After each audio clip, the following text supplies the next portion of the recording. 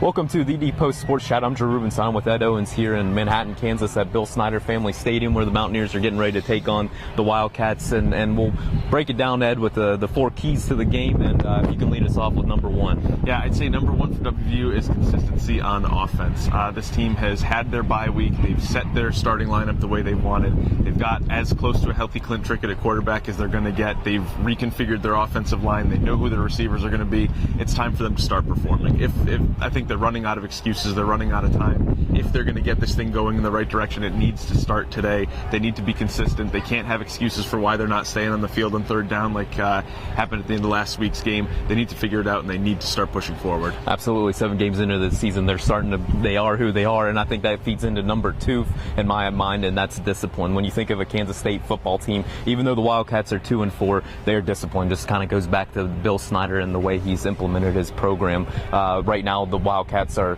the least penalized team in the Big 12. They're not going to turn the ball over. They're not going to make stupid penalties. They're not going to make special teams blunders. All those types of things to shoot themselves in the foot, Kansas State's not going to do.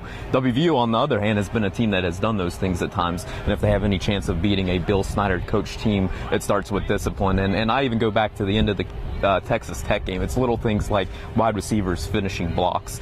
There were quite a few times where wide receivers for WVU toward the end of that Texas Tech loss when WVU blew an 11-point second half lead where they just weren't doing it.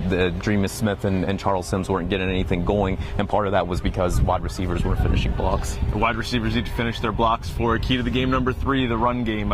We do say it every single week, and one of these days it is going to happen, but WVU needs to get its ground game going. They'd struggled for a few weeks in a row heading into last week's game against Tech. They did have some success in the first half, even early in the second half, and then like everything else, it just fell apart as the game went on. Baylor wasn't able to run. The Baylor team that we saw run very effectively against WVU wasn't able to move the ball against Kansas State, so it's going to be a tall order for the Mountaineers to get the ball moving on the ground, but they need to find a way to do it. They need to make Kansas State play them honest. They need to bring the safeties up. They need to help the receivers out in the pass game, and for them to do that, the receivers need to help out in the run game, set those blocks, and really break Sims and Dreamus and get those guys moving.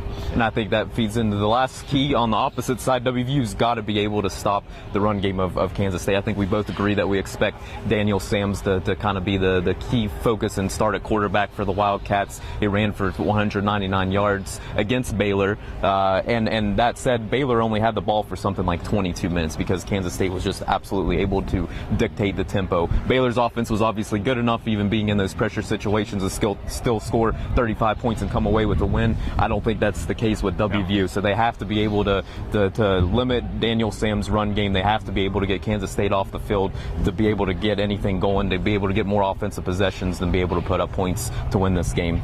Absolutely. Ed, I appreciate your time, and thanks for joining. Please continue to check thedpost.com. We'll have the blog up and running. We'll be back with a post-game report. Thanks for watching.